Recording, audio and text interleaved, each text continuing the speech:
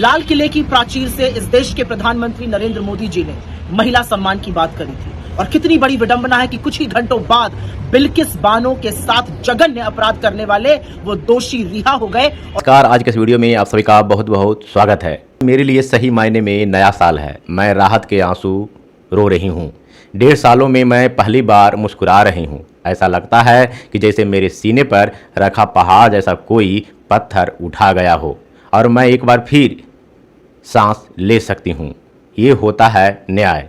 Bilkis Bano supreme court के फैसला जिसमें रिहाई किए गए लोगों को पुनः सजा देने के बाद बयान जारी की। वर्ष 2002 का मामला, गुजरात में दंगा हुआ। उसी दंगा में बिल्किस बानो के साथ दंगाई लोगों ने घृणित अत्याचार किया। इनके हाथ पैर तोड़ दिए, अस्मिता को लूटा।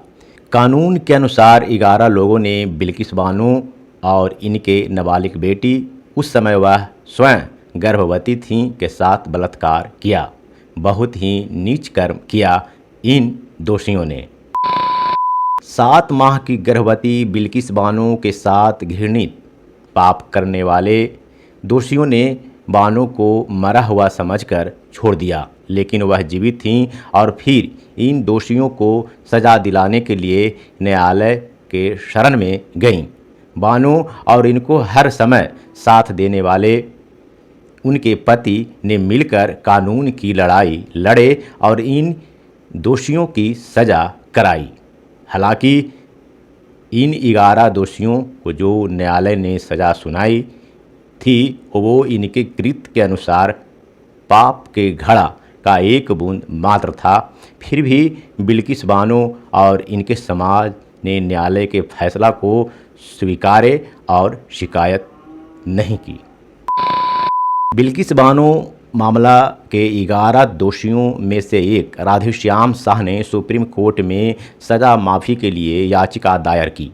कोर्ट ने गुजरात सरकार को याचिका पर फैसला लेने को कहा। इसके बाद गुजरात सरकार ने एक कमेटी गठित की। इस कमेटी के केंद्र सरकार, गृह मंत्रालय आदि से राय मशविरा लेकर माफ़ी की याचिका को मंजूरी दे दी गई। केंद्र सरकार के गृह मंत्रालय का भी निर्णय इसमें शामिल रहा। केंद्र में गुजरात दंगा के समय के प्रखर नेता नरेंद्र मोदी और अमित शाह जोड़ी की सरकार और गुजरात में भी इन्हीं के निर्देशित सरकार के समय बिल्किस बानो के 11 दोषियों की सज़ा को माफ़ कर दी गई और इन्हें 15 अगस्त के दिन रिहाई कर दी गई। गुजरात 2002 नरसंहार पीड़िता बिल्किस बानो इस मामला को लेकर पुनः सुप्रीम कोर्ट चली गईं। सुप्रीम कोर्ट ने पीड़िता की अपील को सुनते हुए 11 दोषियों को पुनः वापस जेल भेजने का फैसला सुनाया। अब सभी दोषी वापस जेल जाएंगे। न्याय के लिए बिल्किस बानो करीब 20 सालों से मुकदमा लड़ रही हैं। इस पर बिल्किस बानो कहती हैं, मेरे पास एक असाधारण वकील हैं जो 20 सालों से मेरे साथ चल रही हैं।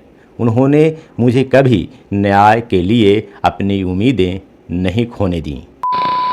न्याय के लिए संघर्ष करने वाली बिल्किस बानो के लिए यह सरल नहीं रहा। वह कानूनी लड़ाई के साथ साथ सामाजिक और आर्थिक संघर्ष भी बहुत झेली हैं। इस संघर्ष में बिल्किस बानो का यह बयान बहुत कुछ बयां कर जाता है। वह कहती हैं, इस 20 साल के संघर्ष में मेरे पति और मेरे बच्चे मेरे साथ हैं। मेरे पास ऐसे दोस्त हैं जिन्होंने नफ़रत के समय भी मुझे बहुत प्यार दिया और हर मुश्किल मोड़ पर मेरा हाथ थामे रखा। न्याय के लिए लड़ रहे भारत के तमाम महिलाओं के लिए खुशखबरी है कि सुप्रीम कोर्ट ने बिल्किस बानो के 11 दोषियों को रिहाई खत्म करके वापस जेल भेजने का फैसला सुना दी है। लेकिन इसे लागू करना सुप्रीम कोर्ट के लिए सरल नहीं दिखता। कोर्ट का यह फैसला पीड़िता के हक के लिए तो है ही, साथ में उस सरकार के विरोध में है जिस सरकार ने पीड़िता के दोषी 11 दोषियों को रिहाई किया और उसके बाद उन दोषियों के साथ फ़ोटो खिंचवाए, इसका प्रचार प्रसार किया और इसके आधार पर हिंदुओं का वोट भी लिया। 21 साल की बिल्किस बानो के परिवार के साथ जो गुजरात के दंगों के दौरान हुआ वो किसी भी सभ्य समाज के नाम पर धब्बा है। उसके 3 बच्चों की हत्या की गई, वो गर्भवती थी, उसकी एक छोटी बच्ची का सर पटक पटक के दीवार में उसकी आंखों के सामने फोड़ दिया गया। और उस बिल्किस बानो के अपराधियों को रिहा करने में जितना हाथ गुजरात सरकार का था, उससे ज्यादा हाथ अमित शाह, गृह मंत्रालय और प्रधानमंत्री मोदी का था, क्योंकि सीबीआई की जांच में दोषी पाए गए लोगों को अगर बरी करना था तो वो बिना गृह मंत्रालय की अनुमति के नहीं हो सकता था।